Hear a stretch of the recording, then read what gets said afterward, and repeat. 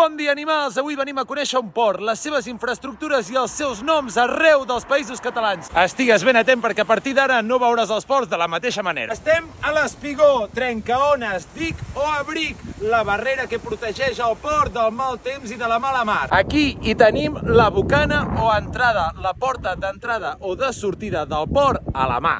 Els fars o senyals lumíniques, la guia pels mariners i pescadors. I aquí hi tenim el moll o saborera d'esport, com en diuen a Menorca, la zona dura i longitudinal on amarren els vaixells. Els molls normalment es diferencien i tenen nom segons la seva zona cardinal, el moll de tramuntana, el moll de ponent, el de llevant. Per cert, això és un norai, morrot o morrió, i serveix per amarrar grans vaixells. I això són les cornamuses, un altre element d'amarratge. Aquí darrere hi tenim els pantalans o pontons, passarel·les flotants que serveixen per amarrar els petits vaixells. La dàrsena, la zona interior que queda protegida del mar perquè les embarcacions puguin amarrar. La capitania, l'autoritat del port. La s'esplanada o també saborera d'esport, un espai pla al costat del port per maniobres i també per serveis, com la gasolinera. El varador, ràpida, rampeta o botadora, la zona per treure i posar embarcacions a l'aigua. Drassana o astiller, la zona on es construeixen i es reparen les embarcacions. Pavellons, naus o magatzems, espais destinats a la logística, als serveis o a les oficines del port. També tenim la zona de serveis o de passeig, amb botigues, restaurants, bars i molt més. Si us ha agradat, deixeu-me un m'agrada, compartiu-lo i seguiu-me, però sobretot ara comenteu-me si voleu que us ensenyi altres tipus de ports, perquè n'hi ha moltíssims. Ens veiem, animals!